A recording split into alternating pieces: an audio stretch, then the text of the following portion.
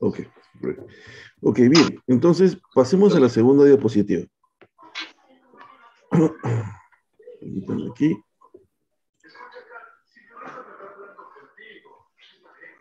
La necesidad de la hermenéutica, como lo habíamos visto. Bien, vamos a ver algunas razones. Ok. Primero, una de las razones por las cuales es importante estudiar hermenéutica es porque el hombre desea tergiversar la escritura, ¿no? El hombre tergiversa la escritura. El hombre distorsiona la escritura, cambia la escritura, y esa es la razón por la cual es importante estudiar hermenéutica. Una de las Sabemos que la hermenéutica es la interpretación de los textos, ¿no? La hermenéutica bíblica es la que se encarga de enseñarnos las reglas y los principios para interpretar el texto bíblico.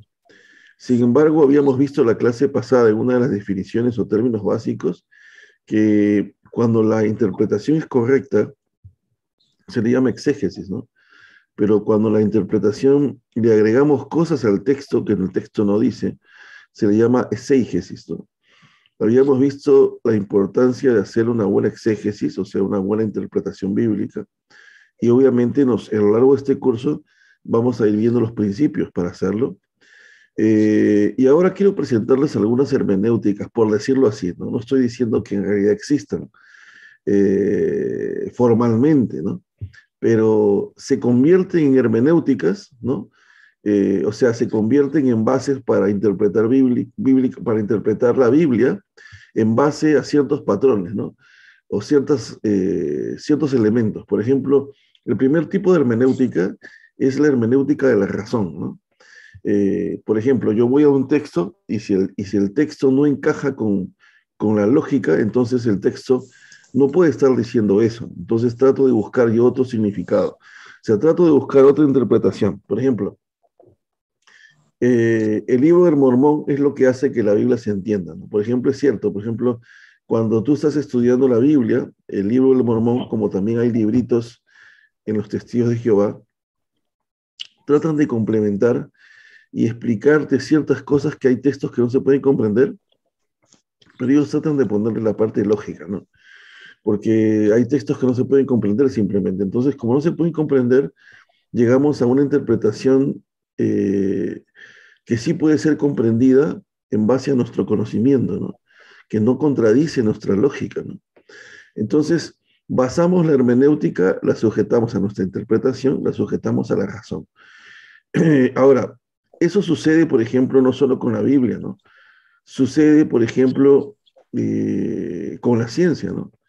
Por ejemplo, recuerden de que para ahora, por ejemplo, en el presente, sabemos de que la química es la transformación de la materia, ¿no?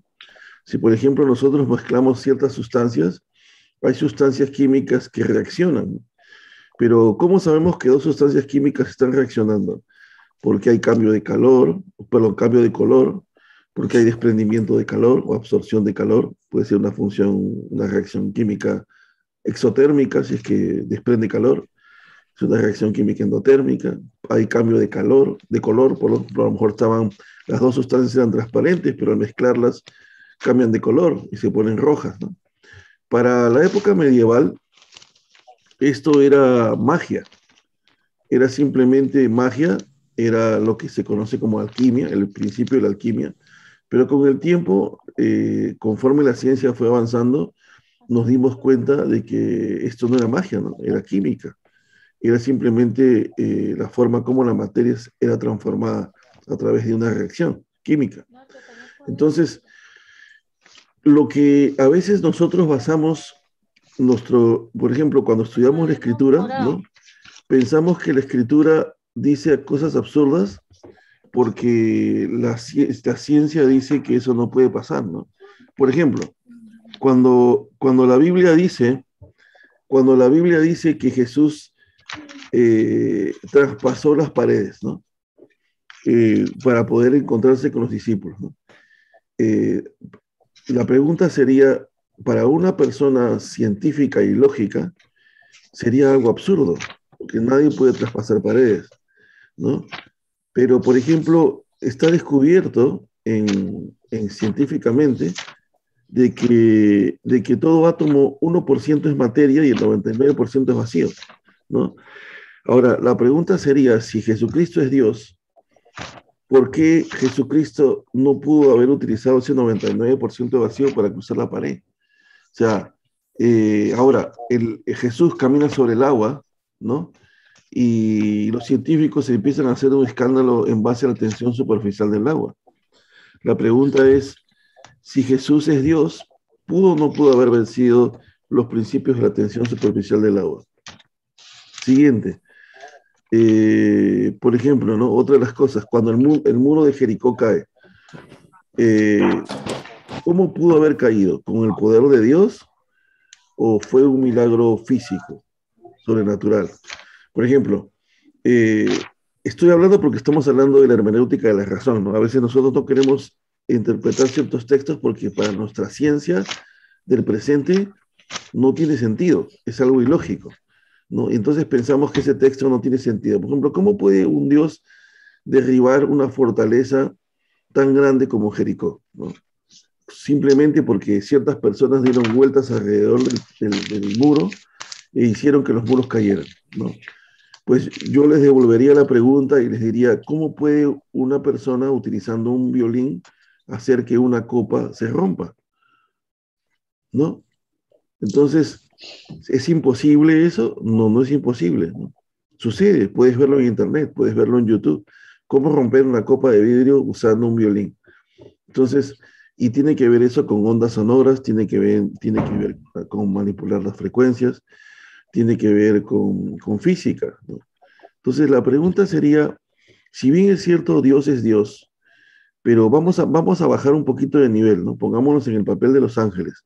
¿Ustedes no creen que los ángeles tienen un conocimiento superior de ciencia? Que a lo mejor la física, que por ejemplo la química, que nosotros antes le llamábamos magia, en el siglo XXI nosotros sabemos, y en el siglo XX ya sabíamos que no era magia, sabíamos que era química. La pregunta es, ¿podría existir la posibilidad de que nosotros lo que pensamos que es sobrenatural, no estoy diciendo que Dios no haga cosas sobrenaturales, ojo, Dios es un Dios sobrenatural y hace milagros, cosas que nadie puede hacer. Pero ¿qué pasa si un ángel hace ciertas acciones? ¿Será que realmente sea algo sobrenatural necesariamente? O a lo mejor es una ciencia avanzada, una física avanzada que nosotros no conocemos. Eso es lo que trato que me entiendan. O sea, lo que trato de decir es, cuando alguien que trata de ir a la Biblia utiliza la razón, la pregunta sería, ¿significa que realmente el texto va en contra de tu razón o significa que tu conocimiento es limitado, que tu conocimiento es pobre? Porque no puedes comparar tu ciencia con la ciencia de Dios. No puedes comparar tu conocimiento con el conocimiento de Dios, ¿no? Por ejemplo, ahora está de moda la genética, ¿no? Pero ¿acaso lo que Dios hizo con Adán cuando construyó a Eva a partir de Adán no es genética? Es genética. Entonces la pregunta sería, si Dios desde el comienzo de la creación utilizó genética y el hombre recién está emocionado porque la genética está avanzando, ¿no podemos ver acaso que la ciencia de Dios es más avanzada? Ahora, el hecho de que nuestro cuerpo sea capaz de moverse como un robot, tenga puntos donde obviamente como puntos donde hay movimiento, ¿no? Donde hay, por ejemplo, huesos, hay movimientos mecánicos, hay conexiones dentro, no hace de que prácticamente somos como unos robots, somos como robots en realidad. Si te pones a pensar, si haces un análisis fuera de nuestra alma y nuestro espíritu, físicamente somos muy parecidos a los robots, o los robots son muy parecidos a nosotros. Están construidos con un sistema eléctrico, ¿no? Están construidos con un sistema mecánico y están construidos con un sistema, con el cerebro, que es el sistema de pensamiento, la parte del software, que en realidad tú puedes construir un robot física electrónicamente, pero si no le pones un software, el robot no hace nada, ¿no? Está como muerto. Pero a lo que voy es que, vuelvo a repetir, ¿no? Venimos a la Biblia con la hermenéutica de la razón y a veces tenemos la tendencia a ser soberbios, ¿no? Yo les digo esto con mucho respeto, ¿no? O sea, con mucho amor, pero es la realidad, ¿no? Inclusive siempre repito esto que voy a decir ahorita porque es una realidad. A veces hay muchas personas que supuestamente se declaran ateas y que empiezan a contradecir la Biblia, pero a veces contradicen la Biblia sin ser, sin siquiera conocer nada de ciencia, ¿no? Ni siquiera han llevado cálculo uno, ¿no? Con las justas han llevado álgebra en su vida, pero son tan pretenciosos que pretenden cuestionar la Biblia cuando su conocimiento científico es pobre. Ni siquiera conocen de física, ni siquiera pueden explicar los principios de termodinámica. Pero ellos, como han escuchado que la gente cuestiona la Biblia usando la razón, ellos también quieren hacer lo mismo, ¿no? Y no se dan cuenta que la Biblia es más sabia, ¿no? Y que no solamente la Biblia es más sabia, sino que cuando uno va hacia la escritura, tienes que tener un corazón humilde, ¿no? O sea, me acuerdo que una vez cuando era adolescente, se dijo, se me dijo de que, ¿cómo se llama? De que Dios había escondido, dice Jesús, gracias Padre porque escondiste estas cosas de los sabios y de los entendidos, dice, y se las revelaste a los niños, ¿no? Entonces, esto es importante, ¿no? Entender, o sea, que hay que tener un corazón sencillo cuando nos acercamos a la escritura, ¿no? Muy bien, entonces, la primera hermenéutica entonces es la hermenéutica de la razón, ¿no? Cuando queremos interpretar la Biblia en base a la razón y si encontramos algo que contradice eso es imposible, como por ejemplo, ¿no? Dice, yo me mato tratando de hacer las cosas en 7 días y no me alcanza el tiempo. Pero Génesis capítulo 2 versículo 2 1 y 2 dice que fueron pues acabados los cielos y la tierra y todo el ejército de ellos. Y acabó Dios en el séptimo día la obra que hizo y reposó el día séptimo de toda la obra que hizo, ¿no? Primeras cosas que van en contra de la razón. Si Dios es Dios, ¿cómo puede reposar? ¿No? ¿Acaso está cansado? Ese es el primer cuestionamiento que la gente hace, ¿no? Porque tiene una mala comprensión del hebreo ahí, ¿no? Segundo, dice, y acabó Dios en el séptimo la obra que hizo. ¿Cómo puede acabar? ¿Se refiere a días normales o se refiere a días más largos? Los días de... Hermanos, les voy a pedir un favor bien grande. Les voy a pedir por favor que puedan apagar sus micrófonos porque hay una intervención. Parece que hay alguien que está abre y cierra un cajón y no nos deja concentrarnos. Por favor, les voy a pedir que puedan apagar todos sus micrófonos. Se los agradecería. Muchas gracias, hermanos. Muy bien. Ok, entonces continuemos. Entonces ahí viene el punto. El punto es, ¿serán 6 días o 7 días normales? ¿O qué tipo de días está hablando la Biblia, ¿no? Y entonces cuando empiezo a pensar en que son días normales, ¿no? Mi cerebro tiene un corto porque dice, ¿cómo pueden ser días normales? ¿No? Ahora, esa es otra cosa que en su momento lo vamos a analizar, ¿no? Pero estoy tratando de enfatizar en este momento el cuestionamiento que nos hacemos. Nuestra razón no puede entender eso, ¿no? Muy bien, o cómo no podemos entender la Trinidad, ¿no? ¿Cómo puede ser que sea un Dios y en 3 maneras, se manifieste de 3 formas? Es imposible. No puede suceder eso. ¿Cómo puede pasar? Eso es imposible, pero no es imposible porque, por ejemplo, en el punto triple del agua, a condiciones de una depresión atmosférica de una atmósfera, el agua y a 4 grados centígrados de temperatura, el agua coexiste como gas, como líquido y como sólido a la misma vez. Se le conoce como el punto triple. ¿Eso es posible? ¿Alguna vez has visto tú en tu nevera tener el agua en los 3 estados juntos? O sea, que sean lo mismo, a la misma vez en el punto triple. Es raro encontrar eso, pero existen condiciones termodinámicas para que eso suceda. Ahora, generalmente cuando nosotros calentamos un cuerpo, este cuerpo aumenta su temperatura, pero hay partículas que se han descubierto que cuando las calientas se enfrían. O sea, entonces dices, ¿cómo es esto? ¿Cómo puede pasar esto? ¿No?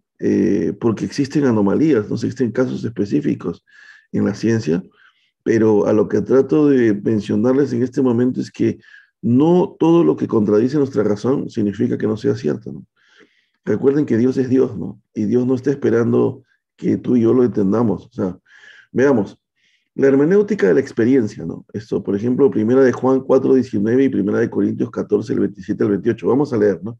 Dice, si alguno habla en lengua extraña, dice Pablo, sea esto por dos o a lo más tres, y por turno, dice, y uno interprete. Y si no hay intérprete, calle en la iglesia y hable para sí mismo y para Dios. Cuando seguimos leyendo los textos, dice Pablo, y esto es mandamiento de Dios.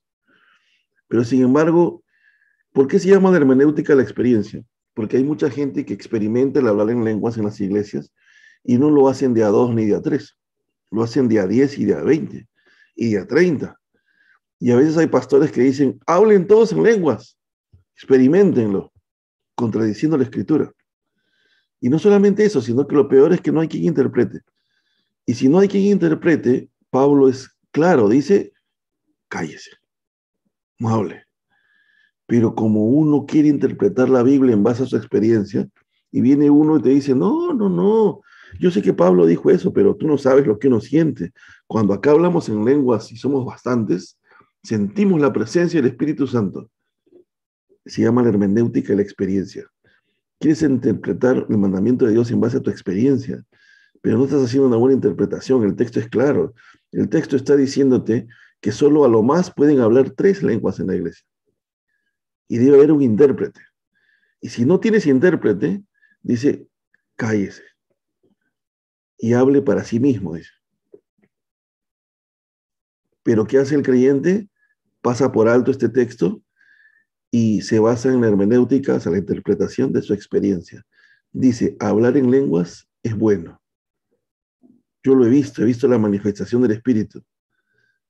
Pero ¿qué está haciendo ese creyente?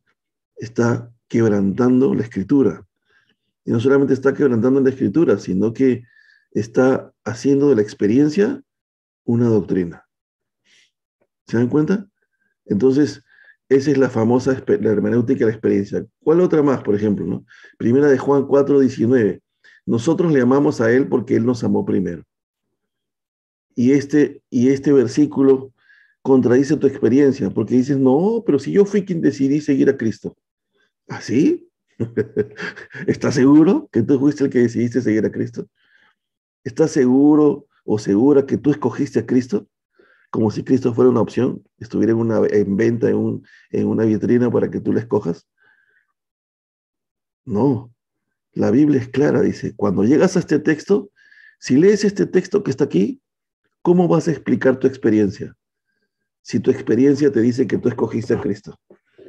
Pero si Efesios dice que nosotros fuimos escogidos de la fundación del mundo, ¿cómo explicas esos textos? ¿Cómo explicas este texto que dice que nosotros le amamos a Él porque Él nos amó primero? No, yo amé a Jesús primero. Yo lo escogí. Entonces, predomina tu interpretación en base a tu experiencia, pero dejas de lado el texto. Por eso se llama la hermenéutica de la experiencia. Vayamos al siguiente. Dice la hermenéutica de la tradición, ¿no?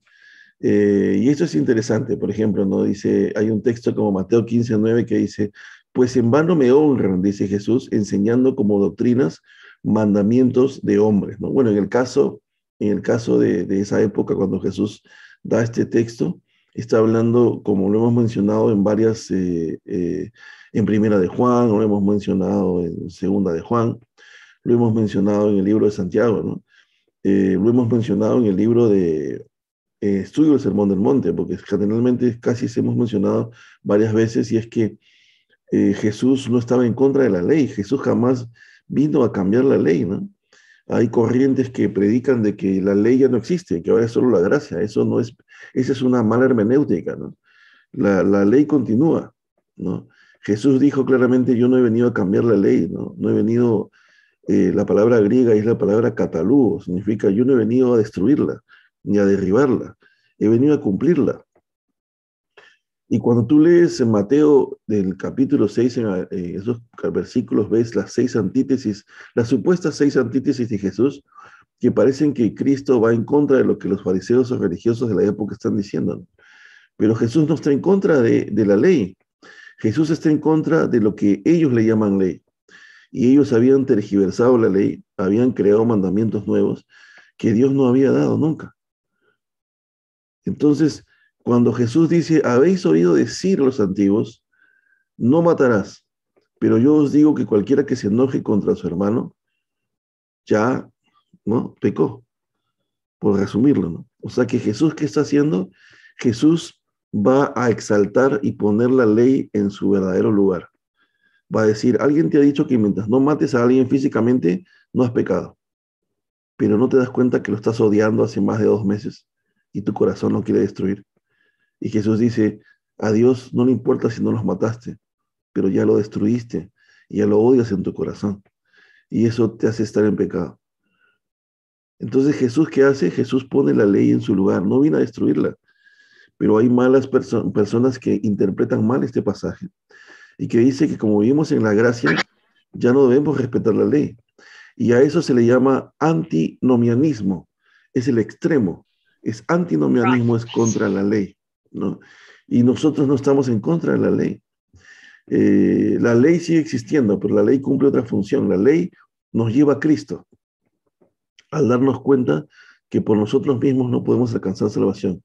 La ley nos hace ver culpables delante de Dios, porque no podemos cumplirla. Y al no cumplirla, como dice Pablo en el libro de Romanos, reconocemos que Jesucristo es el Señor, pedimos perdón y nos damos cuenta que solo a través de Él podemos alcanzar salvación. Pero, ¿qué pasa con esas tradiciones que nosotros tenemos en nuestras vidas? La hermenéutica de la tradición, ¿no? Por ejemplo, en el caso del catolicismo, ¿qué cosas, por ejemplo, se han interpretado? Hay una hermenéutica de tradición, obviamente, por ejemplo, el cura es una tradición, ¿no? Y viene esto desde el Antiguo Testamento, ¿no? O sea, ahí vemos que la tradición de confesarte ante un cura es una mala hermenéutica, ¿no? Porque no han comprendido el libro de Hebreos, no han entendido que ya no necesitamos sacerdote, ni nadie entre Dios y los hombres, porque el único mediador entre Dios y los hombres es Jesucristo. Porque Jesucristo es el único, el último, el único sumo sacerdote, ¿no? Que nos ha llevado, o sea, ha roto ese velo que estaba entre el lugar santo y el lugar santísimo. Bien. Entonces, muy bien. Entonces, eso es algo que nosotros debemos entender, ¿no? O sea, qué cosas que son parte de la tradición, pero que no están escritas, nosotros decimos que son verdaderas, ¿no? Que son ciertas, ¿no? Por ejemplo, les voy a decir otra cosa que es tradición, ¿no? Y que no estoy diciendo que sea algo, que estoy diciendo que sea una blasfemia, ¿no? Hay una herejía, hay cosas que son extremas, ¿no? Esto yo pienso que si no es bien dirigido por la casa, por la iglesia, puede traer consecuencias malas, ¿no? La tradición de la oración de conversión, esa es tradición, no es bíblico. Por ejemplo, cuando se dice, repita conmigo esta oración quien quiera ser salvo.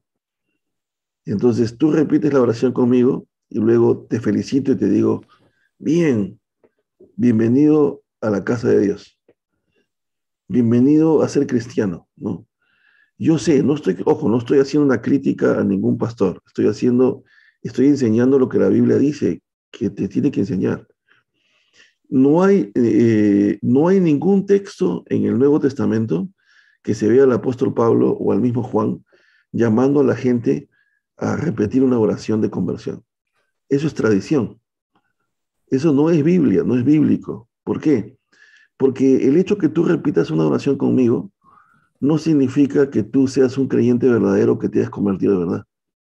No tiene nada que ver. ¿Por qué? Porque el mensaje que los apóstoles decían era arrepiéntanse y bautícese cada uno de vosotros en el nombre del Padre, del Hijo y del Espíritu Santo. El llamado que ellos hacían no era un llamado a repetir una oración. El llamado que ellos hacían era un llamado a arrepentirte. ¿Y qué significaba arrepentirte? Que tengas un cambio de mente. ¿Qué significaba un cambio de mente?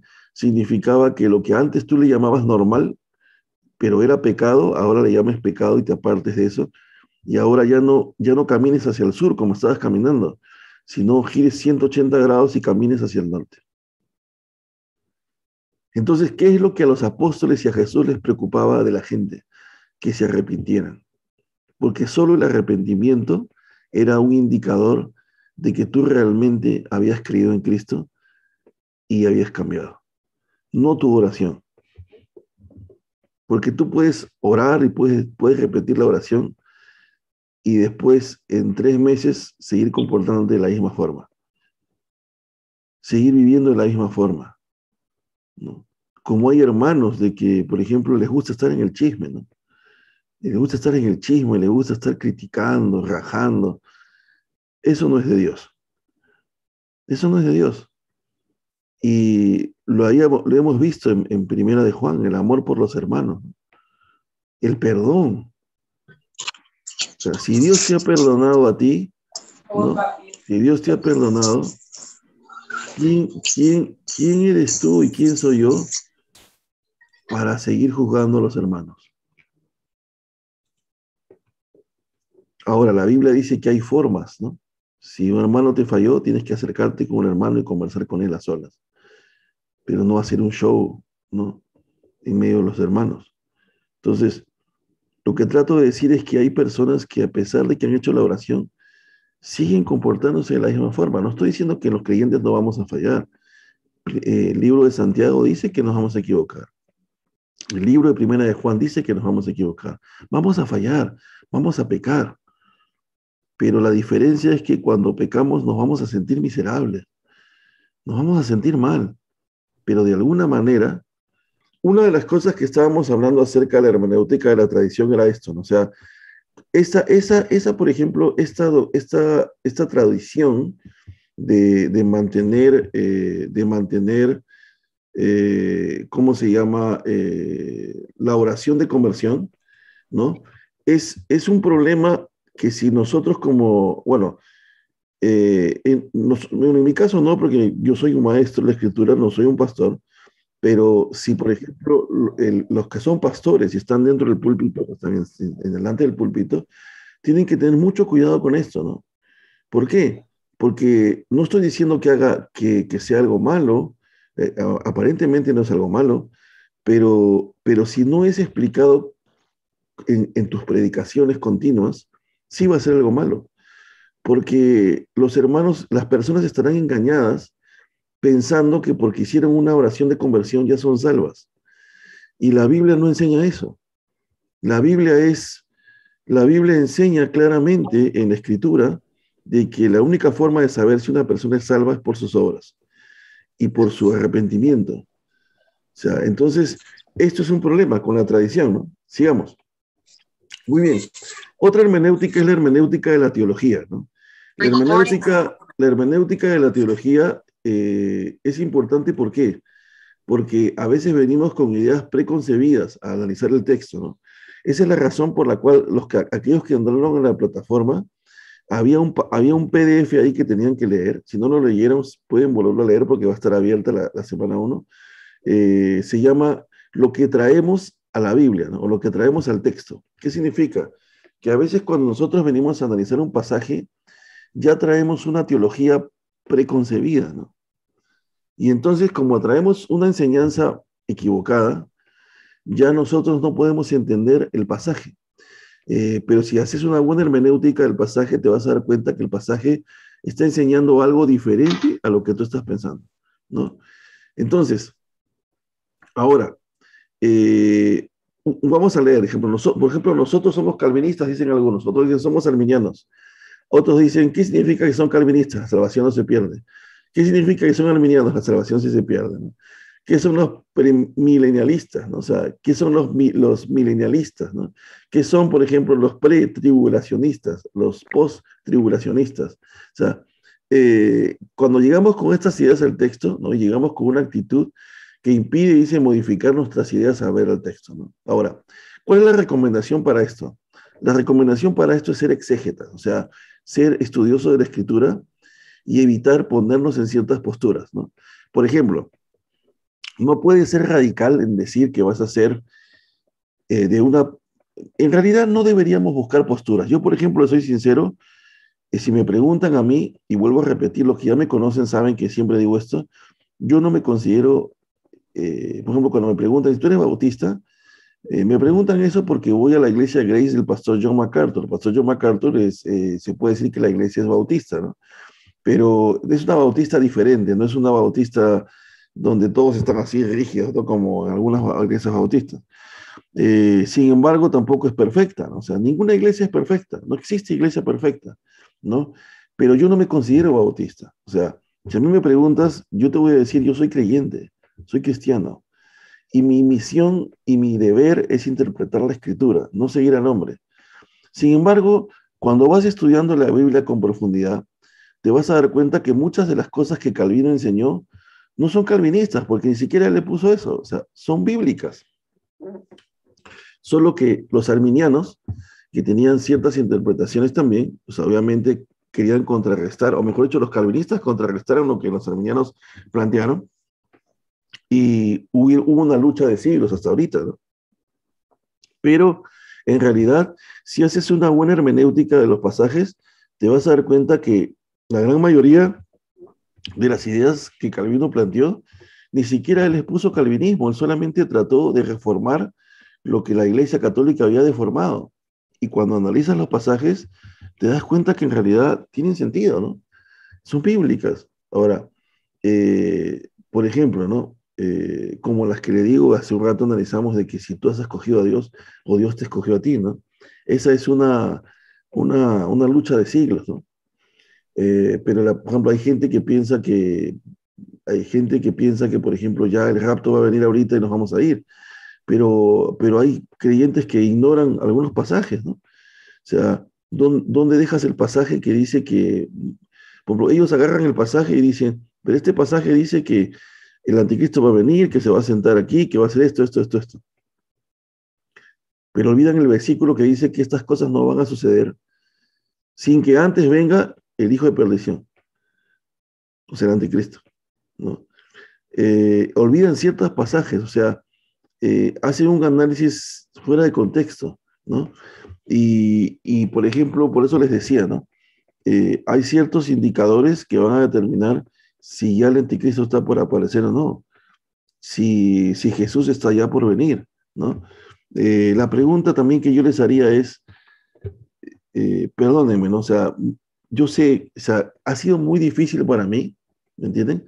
A través de los años, poder tomar una postura, ¿no? Porque siempre uno siente la presión, ¿no? La presión no solo de la gente, sino la presión de cómo te vas a una postura, o sea, pues cuando otras personas plantean otra postura, ¿no? Pero ya con los años he ido entendiendo, ¿no? O sea, Dios ha ido moldeando muchas cosas en mi vida, y he ido comprendiendo. Por ejemplo, la pregunta es, mira, te lanzo solo una pregunta, y si alguno de ustedes la siguiente semana me puede traer la respuesta, sería genial, ¿no? Mira, por ejemplo, en la Biblia, si existe un rapto pretribulacional, ¿ok? Y existe una segunda venida, por más que este sea secreto, como dicen, que Jesús no va a bajar a la tierra, ¿ok? Que va a recibir a los cristianos en el aire, igual es un evento, y es un evento importante, porque la iglesia lo está esperando, ¿correcto? Eso nadie puede decir que no. La pregunta es, ¿qué palabra griega o qué término en la escritura te permite diferenciar la segunda venida del rapto? ¿Cómo sabes tú que cuando los apóstoles dicen, y cuando venga nuestro Señor, y cuando otro pasaje dice, y el día del Señor, y otro pasaje dice, y cuando el Señor aparezca, y todos esos pasajes que dicen, ¿cómo sabes tú que ese pasaje, qué indicador tienes gramatical, en contexto, que ese pasaje habla de la segunda venida y no del rapto? O al revés, que ese pasaje habla del rapto y no de la segunda venida. ¿Qué indicador te permite diferenciar uno del otro?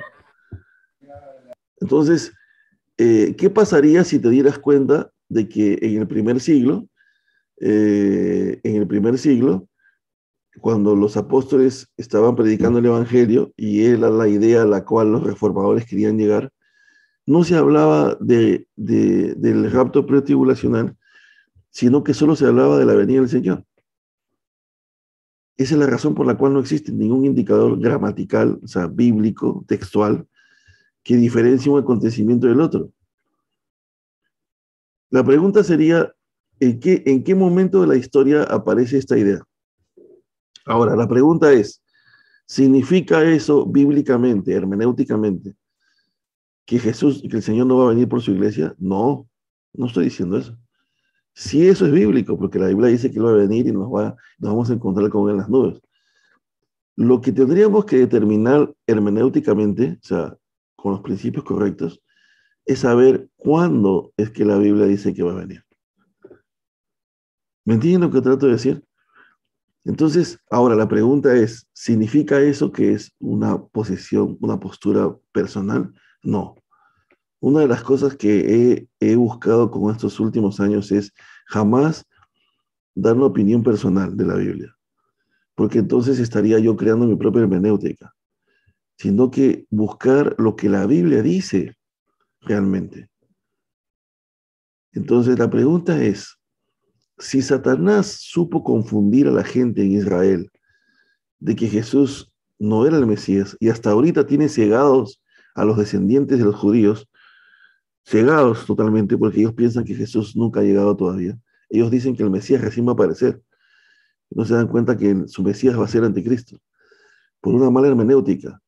La pregunta es, ¿no crees que Satanás va a usar las mismas herramientas para confundir a la iglesia en el presente con respecto a la segunda venida de Cristo por una mala hermenéutica? Y no estoy hablando de que Jesús no va a venir, ojo, vuelvo a repetir, la Biblia enseña que Jesús va a llegar por su iglesia, pero la pregunta es, ¿sabes cuándo? ¿Puedes dar un indicador preciso de cuándo va a suceder eso? O sea, ese es el punto, así como las lenguas, es lo mismo, pasa lo mismo que con las lenguas. Encuentras iglesias y 30 están hablando en lenguas, pero ¿eso enseña la Biblia?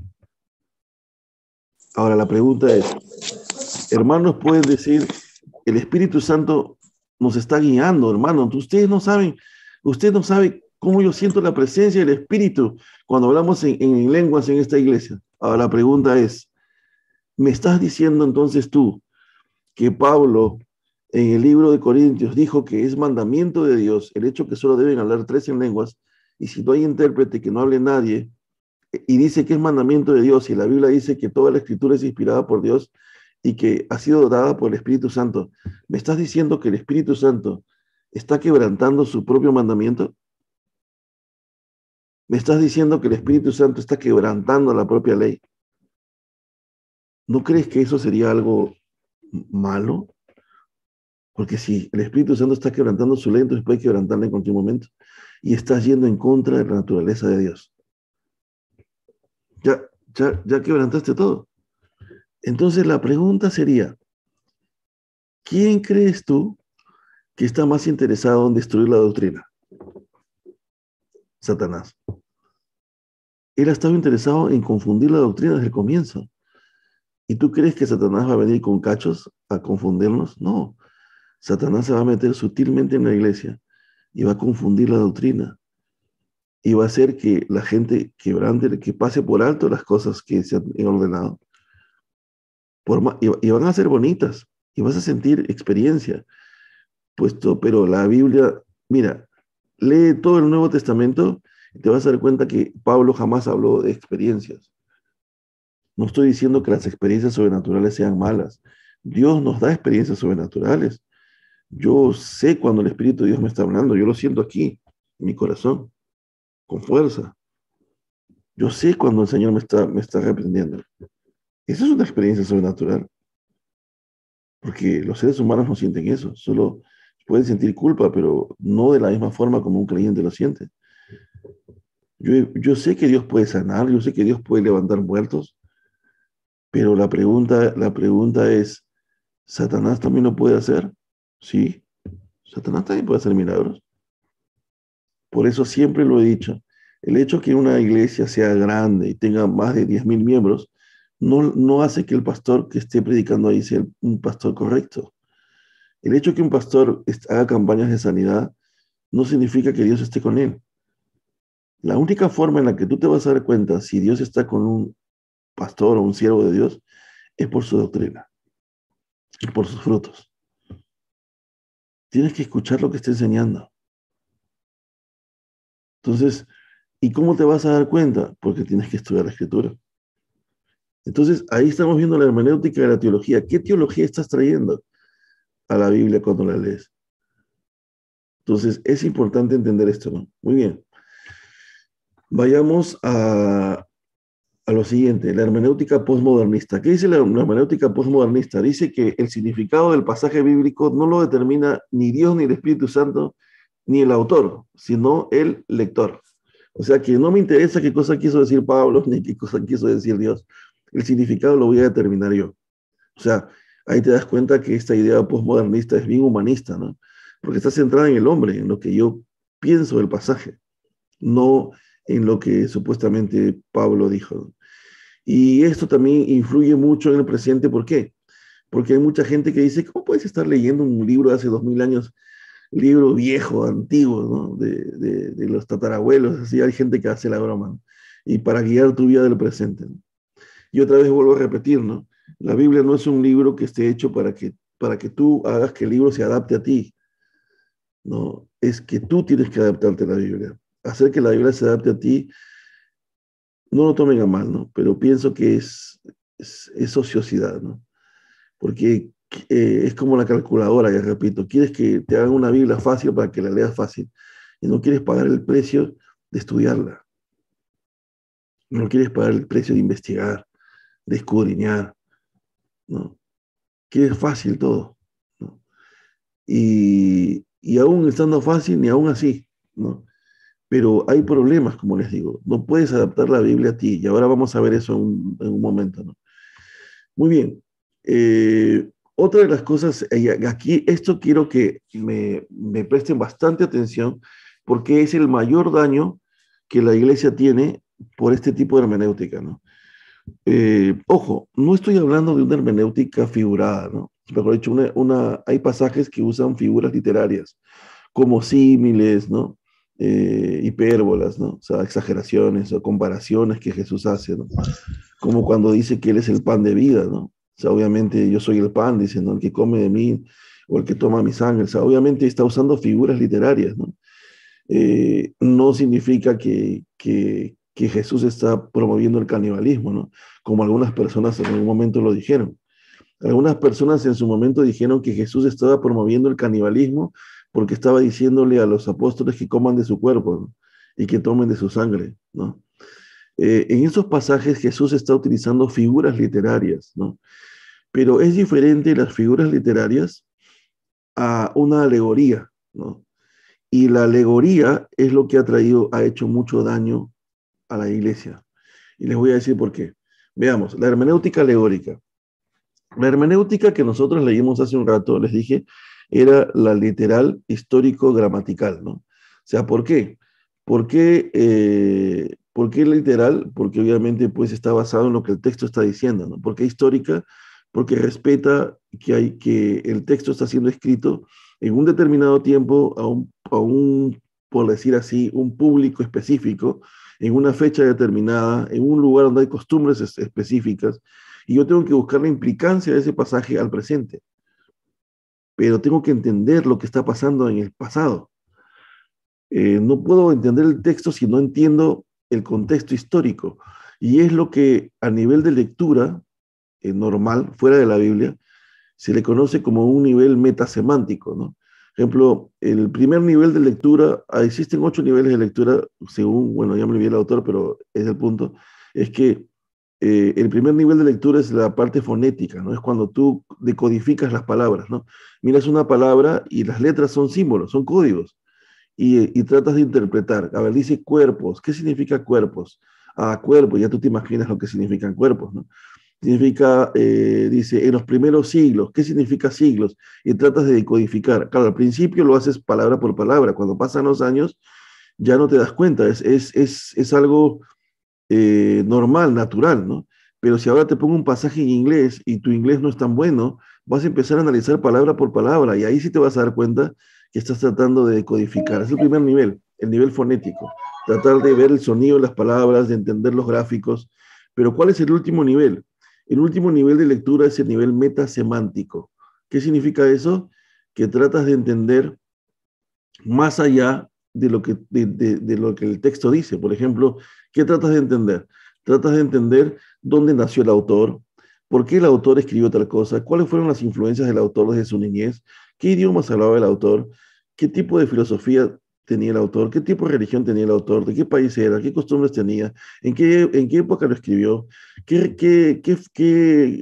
fenómenos sociológicos o sociológicos, sociales había en ese momento, ¿no?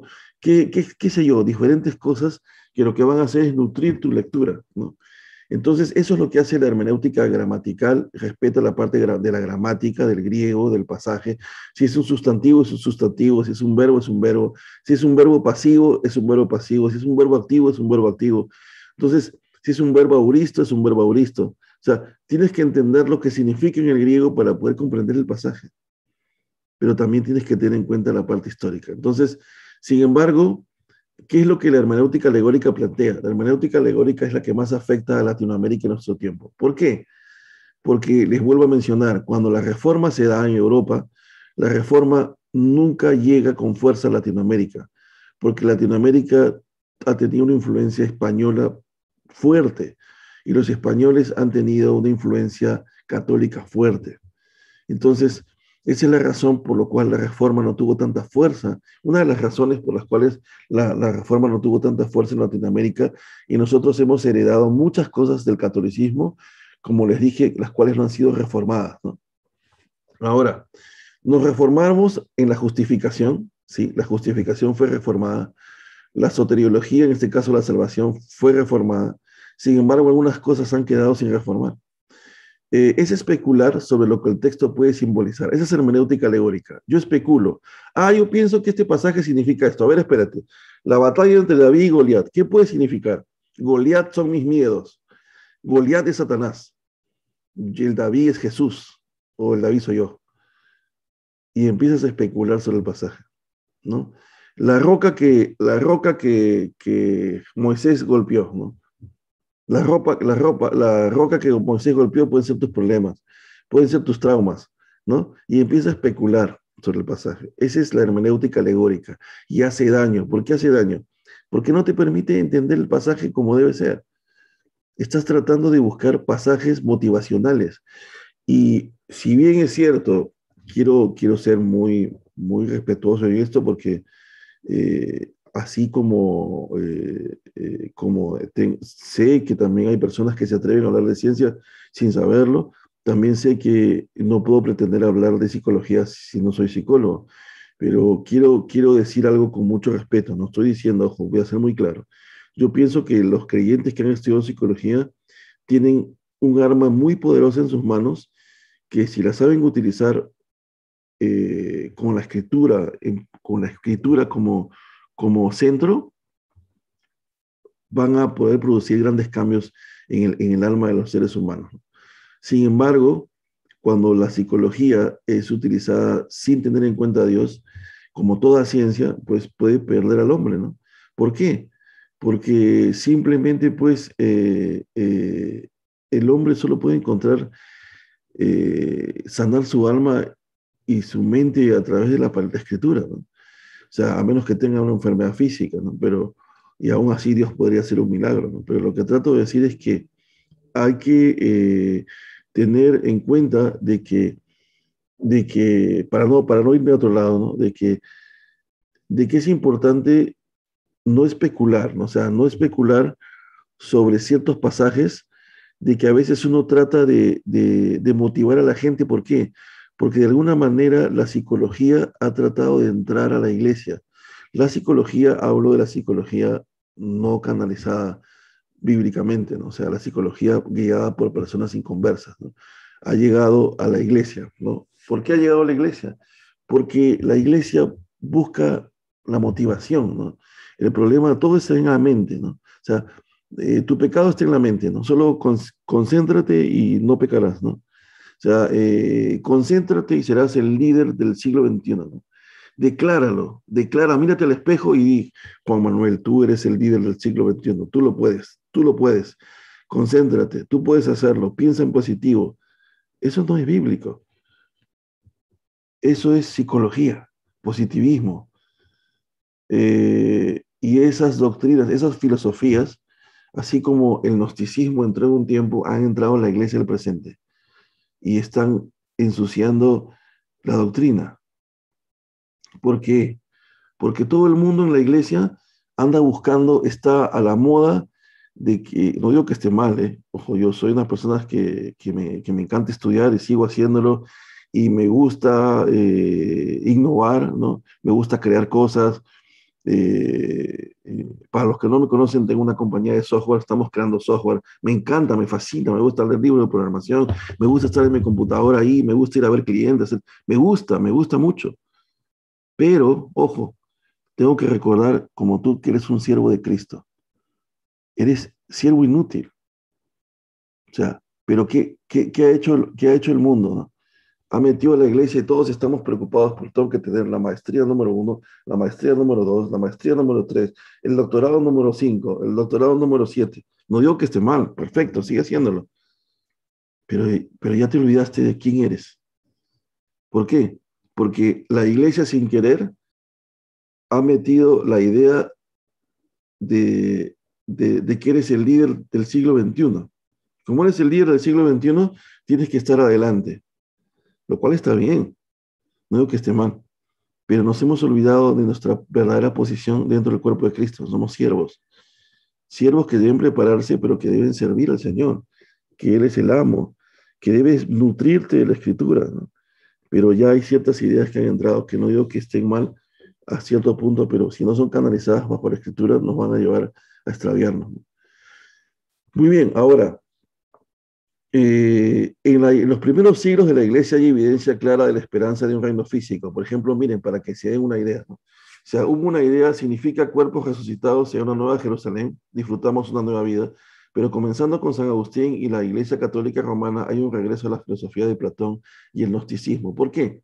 Porque en el gnosticismo se pensaba que la carne era mala, ¿no? Y San Agustín vuelve esa idea. Entonces, cuando él vuelve esa idea influencia en su interpretación escatológica, porque cuando él piensa de un mundo, de un reino espiritual donde Cristo nos va a llevar, él no piensa en un reino físico, piensa en un reino espiritual. ¿Por qué? Porque su idea sobre que la carne es mala ha influenciado su escatología, ¿no? Veamos, quiero seguir. Esto lo vamos a ver con bastante tiempo, no se preocupen, solo estoy presentándole la hermenéutica alegórica, ¿no? Veamos, por ejemplo, miren, la alegoría es el método de interpretar textos literarios que considera el sentido literal como vehículo para un segundo sentido moral. Se está buscando un segundo sentido, o sea, ya no hay un solo sentido. Recuerden que en las definiciones básicas dice, hay un solo sentido. Lo que Dios dijo al autor es el mismo sentido. El autor tiene que escribir lo mismo que Dios le está mostrando a través del Espíritu Santo. No puede haber dos sentidos. Tiene que haber un solo sentido en el pasaje. Pero ¿qué es lo que dice? Así como el sensus plenior decía, ¿se acuerdan en la clase pasada de que habían dos sentidos, lo que el autor decía y lo que Dios trataba de decir detrás? La hermenéutica alegórica dice lo mismo, el método de interpretar textos literarios que considera el sentido literal como vehículo para un segundo sentido moral. O sea, el sentido literal, lo que dice el texto, está cargando un sentido oculto, ¿no? ¿Cuál es ese sentido oculto? El de espiritual, el moral, el más profundo. En este método, el valor histórico es negado o ignorado y el énfasis se pone enteramente sobre un sentido secundario, de manera que las palabras o los eventos originales tienen poco significado o ninguno. Por ejemplo, miren, en la hermenéutica alegórica, esta línea entiende, miren el cuadro, que uno debe buscar los símbolos por detrás de las frases de la Biblia, o sea, el significado oculto, muy mística, ¿no? La hermenéutica literal, esta por su vez dice que uno debe interpretar la Biblia en el sentido común. Cada palabra y frase debe ser entendida en su uso primario, normal y literal. Veamos. Por ejemplo, en la hermenéutica alegórica, veamos la parte en alegórica versus literal, ¿ok? Por ejemplo, esta línea entiende que uno debe buscar los símbolos por detrás de las frases de la Biblia, ya lo entendimos. Vayamos al texto de Josué 1:2. Mi siervo Moisés ha muerto, dice el texto. Ahora pues levántate y pasa este Jordán. O sea, Dios le dice a quién, a Josué. Mi siervo Moisés ha muerto, ahora pues levántate y pasa este Jordán. Tú y todo este pueblo a la tierra que yo les doy a los hijos de Israel. Luego, ¿cuál es la interpretación alegórica, ¿no? Moisés representa algo que nos da seguridad, que nos guía, ¿no? La tierra es lo que Dios tiene para nosotros. El Jordán es el obstáculo que nos separa de la voluntad de Dios. Entonces, si perdiste tu empleo, no te desesperes. Hay que tener ánimo y enfrentar la situación, porque al otro lado del río está lo que Dios tiene para ti. Suena bien. Si yo predico esto un domingo y el 30% ha perdido su empleo, van a estar contentos. Se van a ir contentos, motivados. Logré motivarlos, pero la pregunta ¿es lo que el pasaje quiere decir? ¿Qué dice en realidad la parte histórica? Es una narrativa histórica que simplemente está narrando el momento en el cual, habiendo muerto Moisés, Dios dice a Josué que pase el río el Jordán con todo el pueblo a la tierra que Dios les estaba dando. Así de simple. Así de sencillo. O sea, Dios no quiso dar un mensaje, Dios no está tratando de dar un mensaje sobrenatural en el pasaje. Lo único que el pasaje está diciendo es que Moisés murió, ¿no? Y que obviamente como Moisés había sido líder, ya sabíamos que Josué iba a ascender al liderazgo. Dios le da el cargo a Josué y le dice a Josué que continúe la tarea que Moisés iba a realizar. Pero ¿qué hace la hermenéutica alegórica? Trata de encontrar un significado. Y luego, ¿qué hace? Lo predica. Y suena bien. Pero ¿qué hace esa predicación? Te está motivando de una manera errada. Porque te estás basando en una interpretación que no es correcta. O sea, estás dándole vueltas al pasaje para encontrar algo que no quiso decir Dios en ese pasaje. Ahora, suena bien, sí, es cierto, pero es bien sencillo. Mira, te voy a decir lo siguiente. Es como cuando a un niño le quieres dar verduras, ¿no? Y le quieres dar comida nutritiva, pero él quiere un McDonald's, ¿no? Y ni siquiera quiere un sándwich, quiere las papitas con los nuggets, ¿no? Y de pronto, hacer una hermenéutica alegórica es como darle a tu hijo un nugget con papitas, ¿no? Le va a gustar, qué rico esta papita, me encanta, dice, ¿no?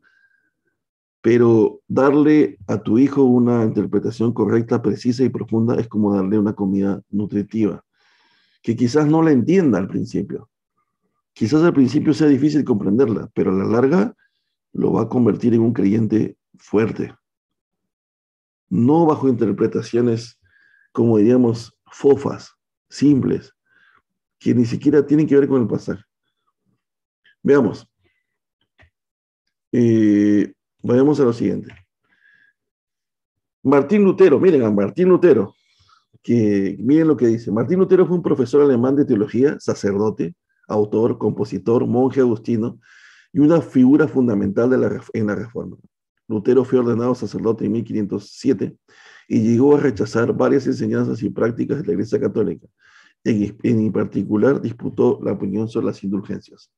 Leamos lo que Martín Lutero dice. Mira, Lutero es el sentido histórico solamente que suple la doctrina sana y verdadera. Escribió que debemos esforzarnos para encontrar un sentido singular, simple, verdadero y gramático de las palabras del texto. Y afirmó que solo el sentido singular, apropiado y original, el sentido que fue escrito, hace buenos teólogos.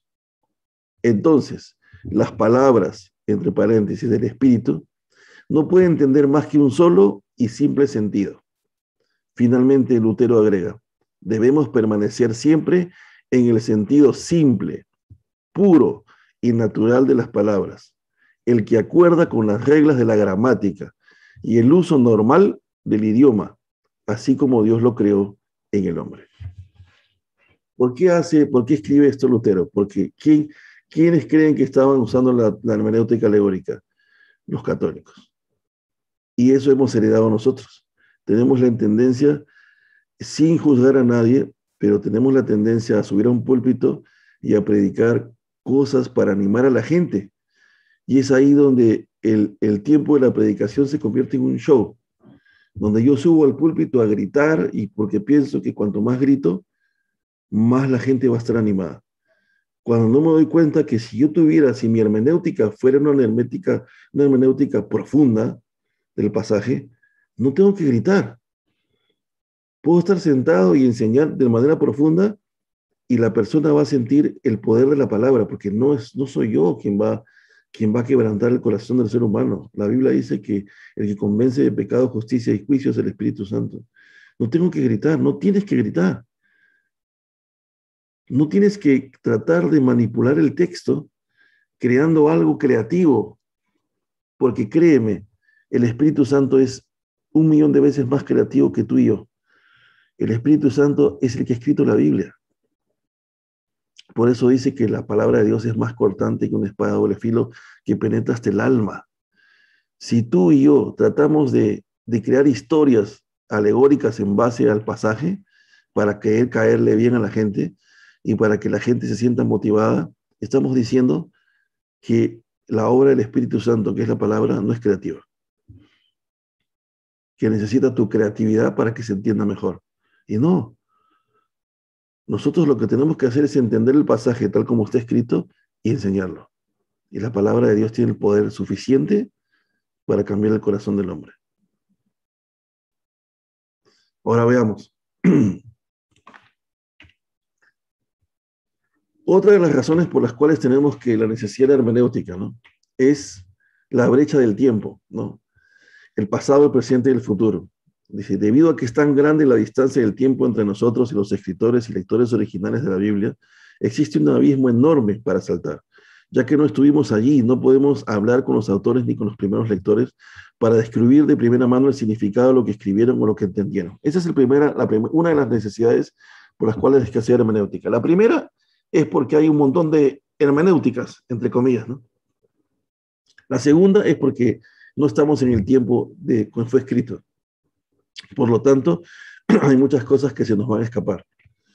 Otra de las razones es la brecha del espacio. O sea, geográficamente no es nuestro espacio, ¿no? Por ejemplo, repito siempre esto porque ¿sabían ustedes que cuando la Biblia fue traducida al quechua, por ejemplo, para los que viven en la costa y no viven en el campo, el Evangelio de Mateo o los Evangelios tenían menos significado que para las personas que viven en el campo?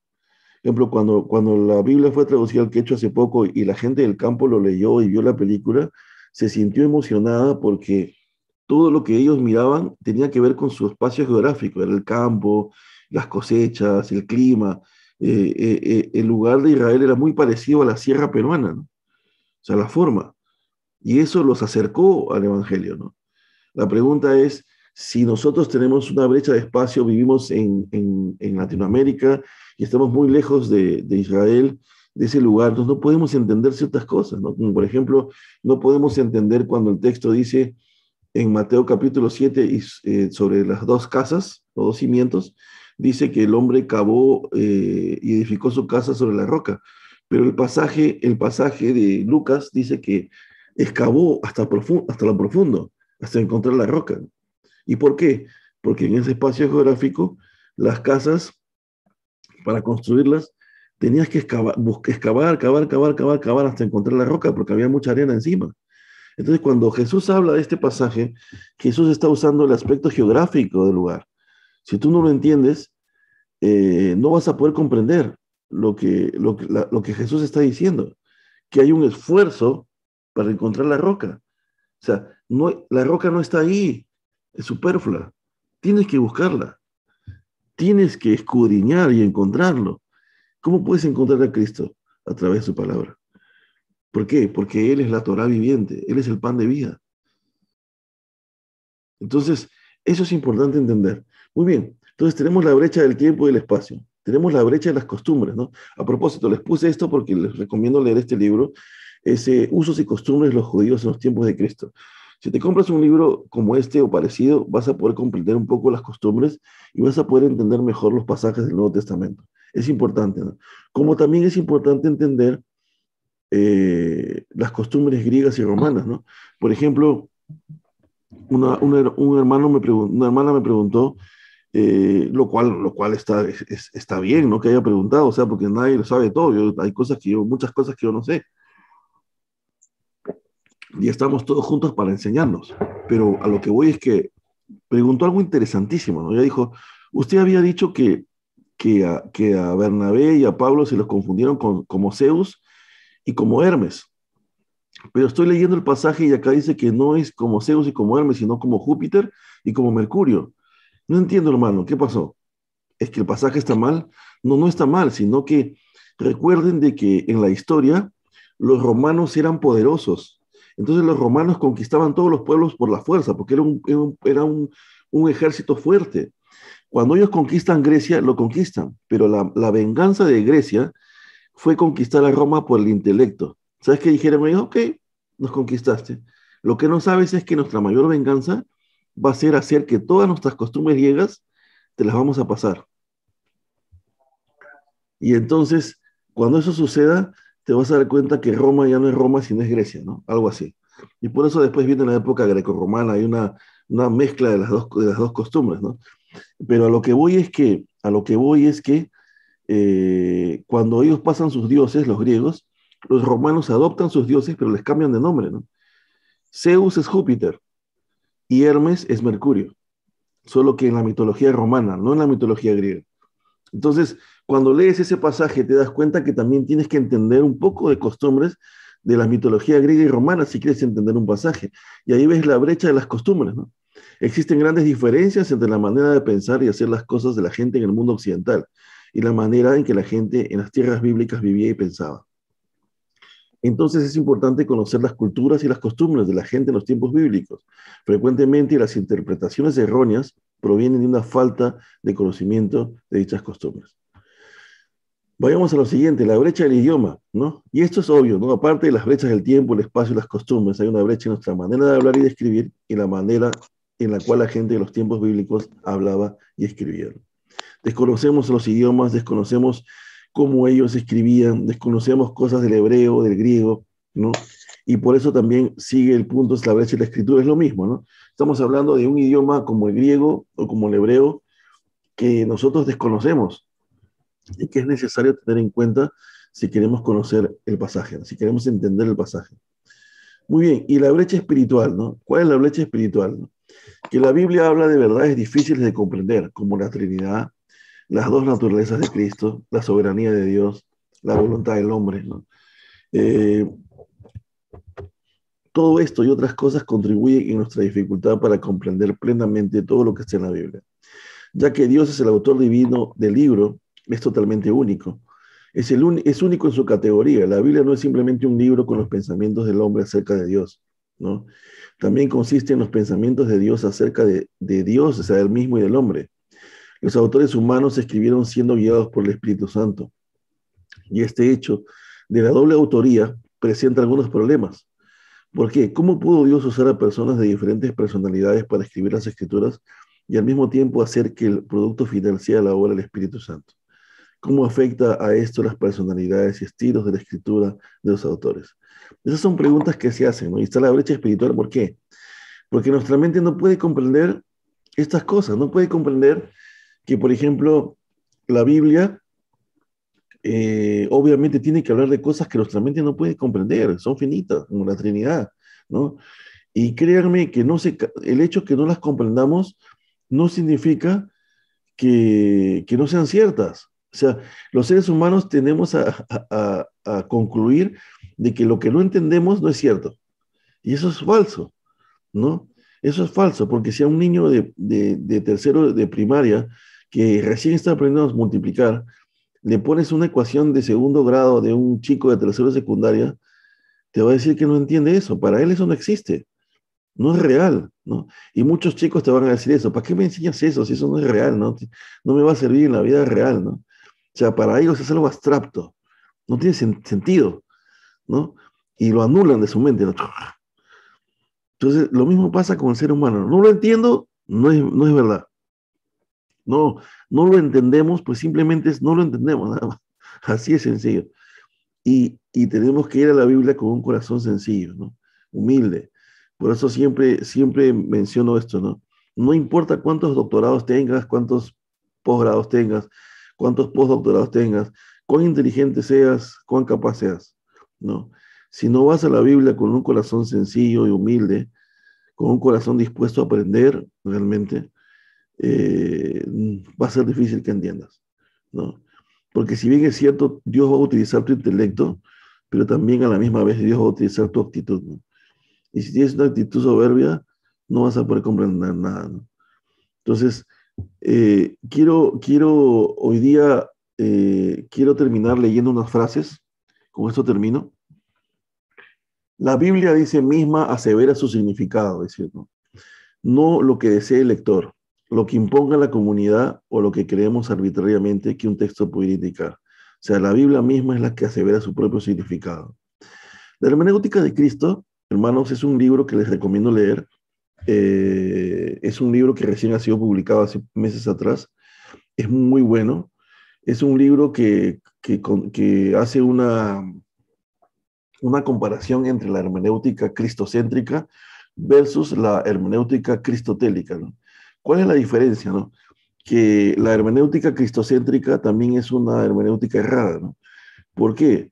Porque cuando si bien es cierto, la Biblia dice que habla de Cristo, que la Biblia nos habla de Cristo desde el Génesis hasta el Apocalipsis, es cierto, pero eso no significa de que en cada pasaje vas a encontrar a Cristo. ¿Me entiendes? O sea, porque entonces cuando el texto dice que Judas cogió el pan, ¿no? Y luego dice, coge el pan, quien va a traicionar, y tratas de buscar a Cristo en ese pasaje, no lo vas a encontrar, ¿no? Cuando de pronto ves que cuando Caín mató a Abel y tratas de buscar a Cristo en ese pasaje, no lo vas a encontrar.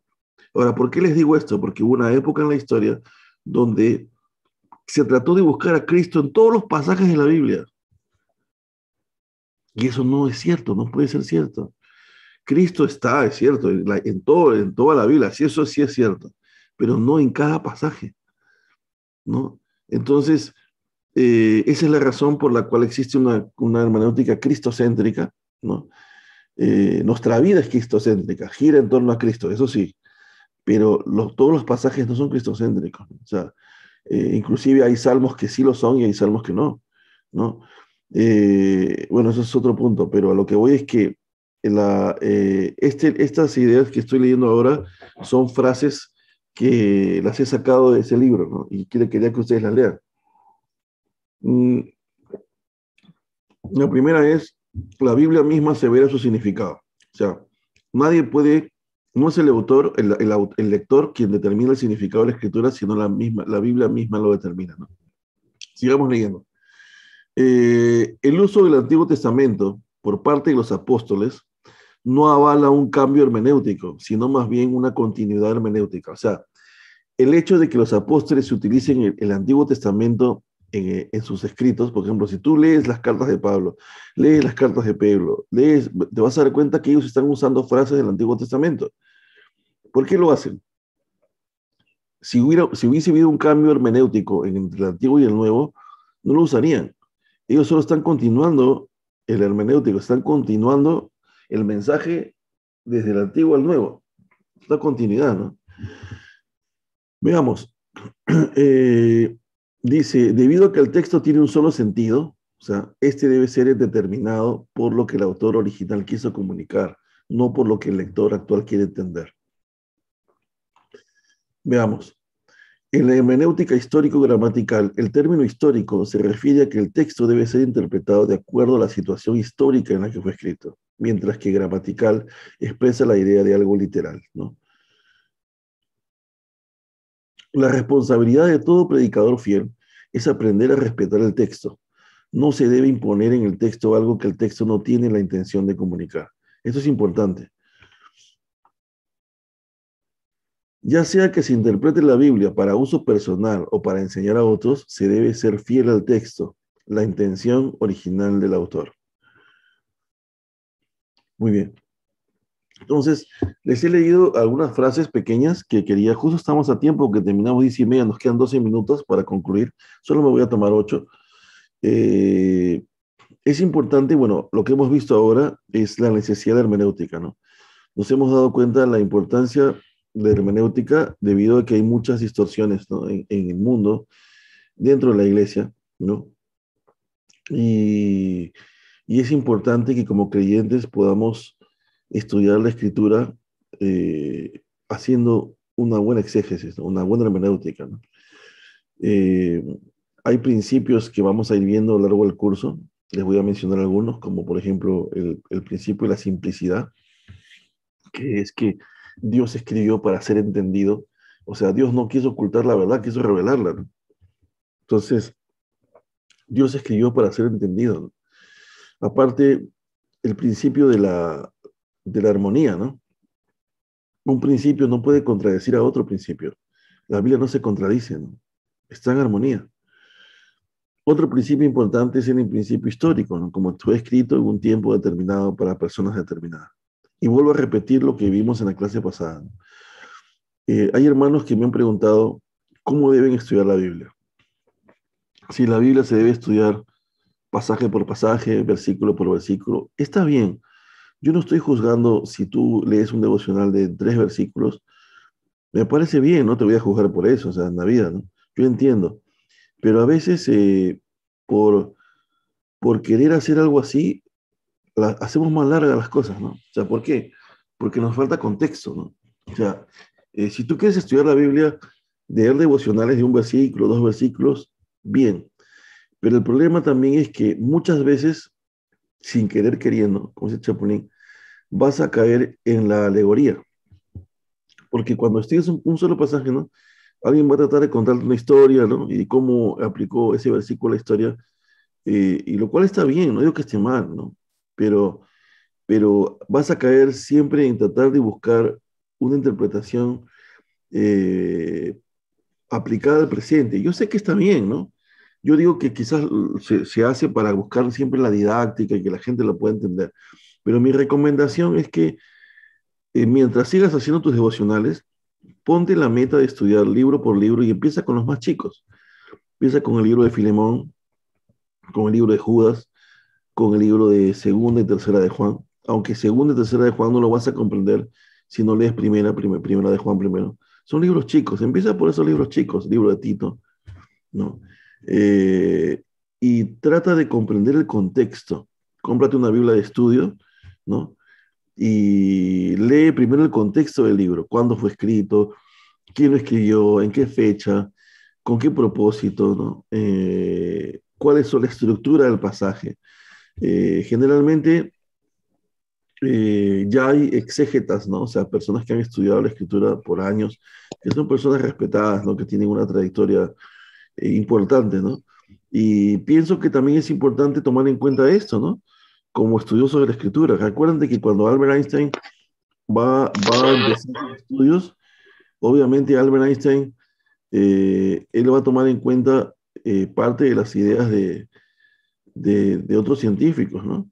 No va a partir de cero, o sea, él sabe que no puede partir de cero, o sea, tiene que partir de algo que ya sus antecesores han estado haciendo, ¿no? Esa es la razón por la cual yo sugiero que se compren buenos comentarios, ¿no? Por ejemplo, hay buenos comentarios de R.C. Sproul, de John MacArthur. John MacArthur son muy buenos. John MacArthur solo tiene comentarios del Nuevo Testamento, son profundos, muy profundos. Para darte una idea, ¿no? En los libros de John MacArthur, un versículo son 5 páginas para entender un texto, ¿no? O sea, son comentarios así, ¿no? O sea, el de Mateo es así, ¿no? Eh, y, o sea, son libros profundos, ¿no? Entonces, si tú realmente quieres aprender la palabra, yo te recomiendo que empieces por libros. ¿Por qué por libros? Porque recuerden de que es un libro, ¿no? Y nadie se compra un libro y empiezas a leer el libro de la página 30. No tiene sentido, ¿no? No vas a entender nada, ¿no? A menos que sea un libro técnico, un manual, ¿no? Que dice, como cuando yo compro impresoras y a veces me desespero porque veo que el primer capítulo dice cómo conectar el cable, y, ya sé, entonces, cómo hacer eso. Yo de frente me quiero pasar ya la parte de quizás las configuraciones, algo que no sé, ¿no? Y uno quiere va de frente. Un libro técnico puedes hacer eso. Pero un libro como la Biblia no puedes hacer eso. Tienes que leerlo desde el comienzo, porque si no, no vas a entender el contexto de la carta. Entonces, cuando quieras interpretar un versículo en el capítulo 3, muchas veces si no tienes el contexto del capítulo 1, no vas a entender. Y vas a tratar de leer una interpretación aislada del libro que no tiene nada que ver con el propósito de la carta. Conocer el propósito de la carta, por el cual la carta está siendo escrita, y hacer una lectura metasemántica, quiere decir, por ejemplo, ¿no? Si el libro, la Biblia de estudio te está diciendo que en el libro de Colosenses el apóstol Pablo está tratando de pelear contra las ideas gnósticas, entonces ya te está dando una pista. Te está diciendo, hey, tienes que ponerte a investigar sobre las ideas gnósticas del siglo primero. Ya te está dando una idea. Entonces, ¿qué tienes que hacer? Apuntas, investigar sobre el gnosticismo en el siglo primero. ¿Qué ideas tenían? Google. Empiezas a leer, empiezas a leer. Y sin querer queriendo, algunas de esas te van a llevar, lo van a enlazar con la Biblia. Entonces, cuando leas los pasajes de Colosenses, vas a entender la razón por la cual Pablo dice ciertas cosas, ¿no? Entonces, yo te recomiendo que leas la Biblia por libros. Mira, yo te invito a hacer algo. Mira, yo sé que estamos ocupados. Yo no digo que no, o sea, ¿no? Todos andamos ocupados, ¿no? Yo también ando ocupado de lunes a viernes, trabajo desde las 8 de la mañana hasta las 6 de la tarde, a veces hasta las 7 si tengo proyectos, si tengo que ir a ver a un cliente, toda la semana. Pero aún así me doy un tiempo para preparar esta clase, me doy un tiempo para preparar las prédicas de los viernes. Hay otras cosas que o sea, sí puedes darte un tiempo. O sea, es cosa que te organiza, ¿no? Ahora, yo te invito, y esa es la razón por la cual se creó los estudios bíblicos de los viernes, que es estudios bíblicos verso a verso. Nosotros ya hemos estudiado el libro de Romanos, el libro de Filemón, ya hemos estudiado el libro de Santiago, ya hemos estudiado el libro Primera de Juan, Segunda de Juan, ya hemos estudiado el libro de Tito. Y este viernes que viene vamos a hacer un solo video, porque Tercera de Juan es corto. Te invito para que tú estés en el estudio de Tercera de Juan, con tu Biblia, y te des cuenta la estructura del libro y cómo vamos a terminar el estudio en un solo día, porque ese es corto. Y luego de ahí te invito a que estés todos los viernes, porque vamos a empezar el libro de Colosenses. Y luego vamos a hacer Filipenses y luego Tesalonicenses. Pero yo te invito a que estés con nosotros en el libro de Colosenses y que puedas tener ese estudio de Colosenses verso a verso, analizar el versículo 1, luego el versículo 2, luego el versículo 3, y así hasta que terminemos el libro, para que tengas una idea profunda del pasaje. Si no lo has hecho nunca, puedas tener esa experiencia de terminar un libro completo. Yo te invito, no te lo pierdas, es los viernes a las 8:30 Perú, Colombia, si no me equivoco es 9:30 Chile, ¿no? Bueno, ahí quedan las horas, yo las voy a poner, pero estate atento los viernes en la noche, ¿no? Si no puedes estar, porque míralo de todas maneras, queda grabado, ¿no? Pero date ese tiempo de mirarlo, date ese tiempo. Si no lo puedes ver el viernes, míralo el sábado temprano cuando te levantas, ¿no? Un rato, a veces uno tiende a levantarse temprano y a veces nos ponemos a hacer otras cosas. Mira el texto, ¿no?